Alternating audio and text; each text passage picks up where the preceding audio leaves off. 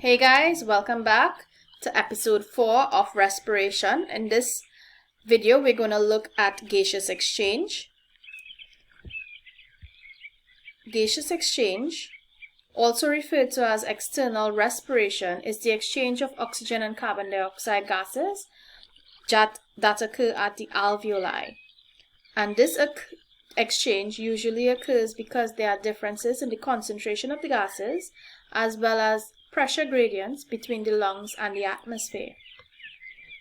This picture shows you that oxygen will move from your alveolus into your blood capillary, whereas carbon dioxide will move out of your blood capillary into your alveolus. Let's look at the pressure gradient.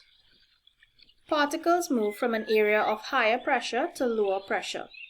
In the lungs, this pressure gradient is created in part by the diaphragm and intercostal muscles contracting and relaxing. The pressure gradient is also influenced by atmospheric pressure at different altitudes. At higher altitudes, there is less atmospheric pressure being applied on the oxygen molecules to enter the lungs and the blood and cells. At lower altitudes, there is more pressure on the oxygen to enter the lungs. As we see in this diagram here, the person who is at sea level has a lot more air above him. And because there are a lot more air particles above him, that provides the greater atmospheric pressure or push for the oxygen to enter into the lungs and enter into your alveoli and from your alveoli into the blood capillaries.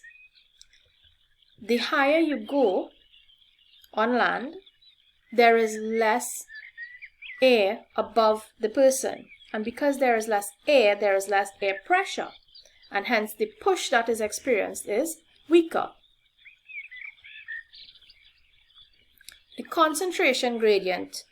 This refers to the number of particles per unit volume. The particles will diffuse from an area of higher numbers to an area of lower numbers until evenly distributed. You should be familiar with this concentration gradient when we are talking about diffusion. This process requires no energy to do and it occurs naturally. So this diagram indicates how diffusion occurs from an area of high concentration of these potassium permanganate crystals towards the area of lower concentrations where there are more water molecules, and vice versa. So here are the potassium permanganate crystals and these are the water molecules. They will diffuse towards the areas where there are lower concentrations of each until they are evenly distributed. The concentration gradient is maintained by blood continuously flowing through the capillaries. Deoxygenated blood is brought from the heart to the lungs via pulmonary arteries. Here it will collect oxygen and remove the carbon dioxide.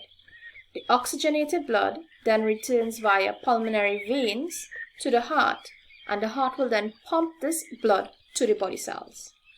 When you inhale, you bring more oxygen into the body, and when you exhale, you remove all of the excess carbon dioxide. Next, we're going to look at the characteristics of gaseous exchange surfaces. We need to see, or we need to observe, how the alveoli is adapted to ensure maximum, quick, and continuous exchange of these gases. This diagram shows the internal structures of the lung. On the left, it is on its own, whereas on the right, you would see the lungs surrounded. Here we see a diagram of the internal structure of the lungs. On the left on its own, and on the right it is surrounded by a network of blood capillaries.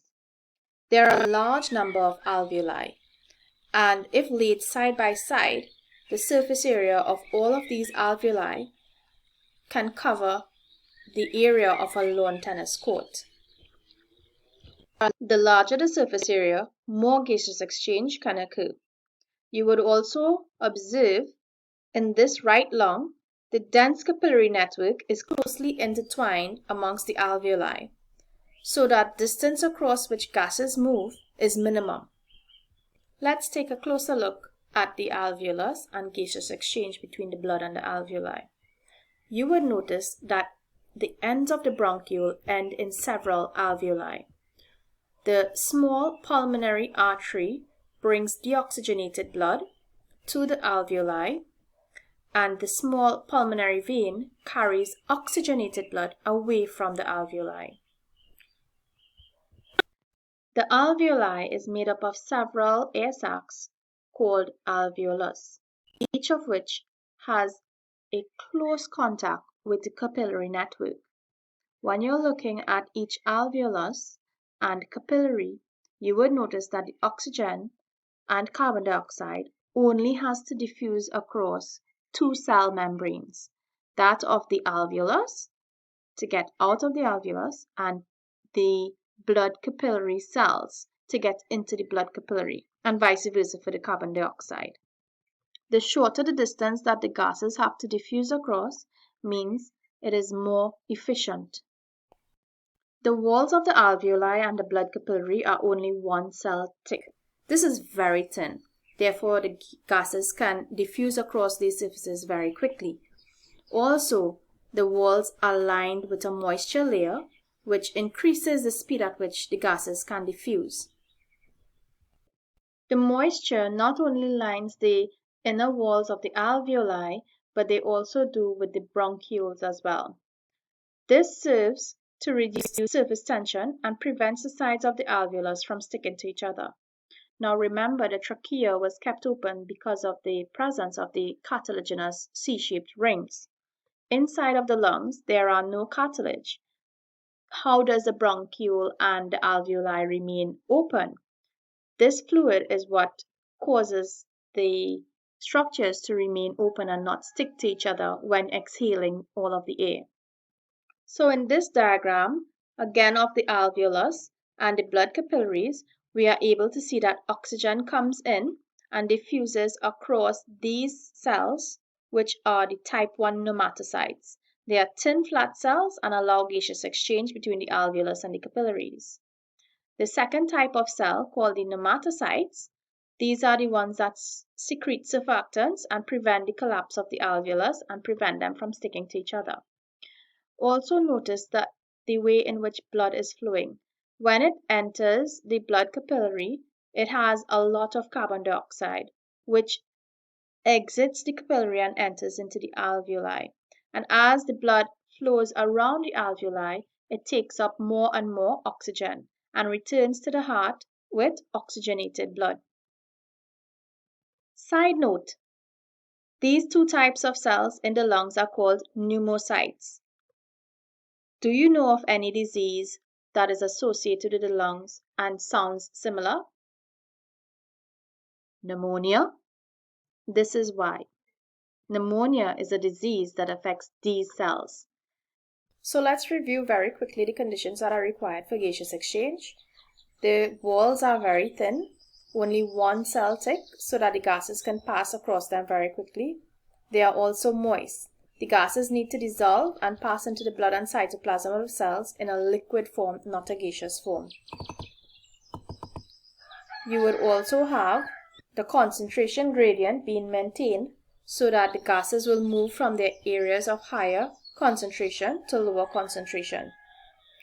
Blood is continuously moving from the heart to the lungs to remove the carbon dioxide, which is exhaled. It picks up the oxygen that is in a high concentration in the alveoli, and then the blood is carried back to the heart to pump the blood to the rest of the cells.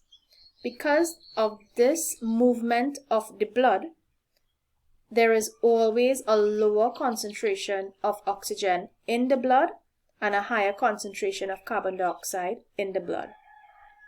Also, because we are inhaling and exhaling, the carbon dioxide that leaves the blood and enters the alveoli is continuously being removed when we exhale air. And because we are continuously inhaling, we bring a lot of oxygen into the alveoli. So because of these processes, this concentration gradient is maintained. The pressure gradient is also maintained when you inhale and exhale as compared to the atmospheric pressure outside of the body. So this brings us to the end of part 1 of gaseous exchange. Stay tuned for part 2 coming up next.